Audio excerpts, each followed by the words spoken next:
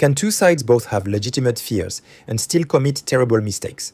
I honestly don't know how else to talk about this anymore. Because every time people talk about Israel and Palestine, the conversation becomes a test.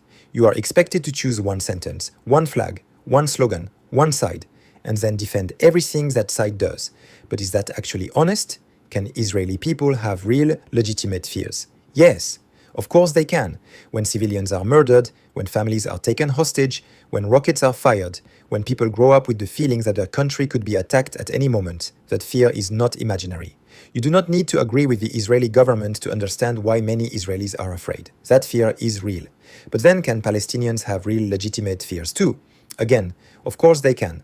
When people live under occupation, when land is taken, when movement is restricted, when families are displaced, when children grow up around checkpoints, airstrikes, destroyed homes, blocked futures, and the feeling that nobody in power sees them as fully human. That fear is not imaginary either. You do not need to support Hamas to understand why Palestinians are afraid. That fear is real too, and this is where the conversation becomes uncomfortable, because people often act as if recognizing one fear means denying the other. If you mention Israeli civilians killed or taken hostage, some people immediately say, "So you don't care about Palestinians?" And if you mention Palestinian civilians killed, displaced or trapped, other people immediately say, "So you don't care about Israelis?" But what if that is the trap? What if the first mistake is believing that empathy has to be exclusive? Because fear can be legitimate, pain can be legitimate, grief can be legitimate, but that does not automatically make every action legitimate. That is the line people do not want to talk about. A legitimate fear does not give anyone a blank check. It does not justify murdering civilians. It does not justify kidnapping people. It does not justify collective punishment. It does not justify starving a population. It does not justify destroying families who had nothing to do with the crime. It does not justify treating every person on the other side as if they are responsible for the worst people who claim to represent them. And maybe that is the real tragedy. Both peoples can look at history and find reasons to be terrified. Israelis can look at October 7th, rockets, anti-Semitism, and decades of hostility and say, how can you expect us not to be afraid? Palestinians can look at occupation, displacement, blockade, settlements, bombardment, and decades of statelessness and say, how can you expect us not to be afraid? And both questions are powerful. Both questions deserve an answer. But fear has a way of turning into something dangerous.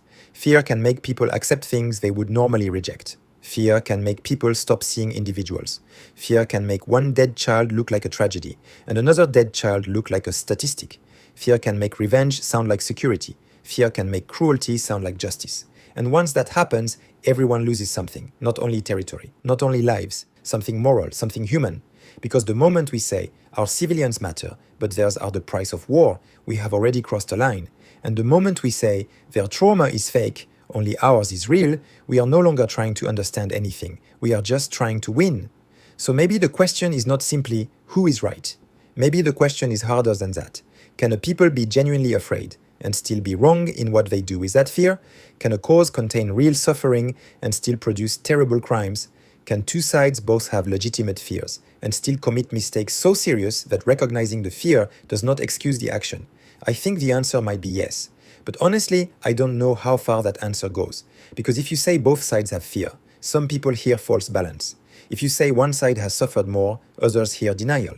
If you say civilians are civilians, people ask which civilians you mean. And that is why I'm asking you, can two sides both have legitimate fears and still commit terrible mistakes? Or is that just a comfortable way to avoid choosing? Tell me what you think, but don't just write a slogan. Give me the reason. Because I honestly want to know whether this is the only humane way to talk about it, or whether I'm missing something.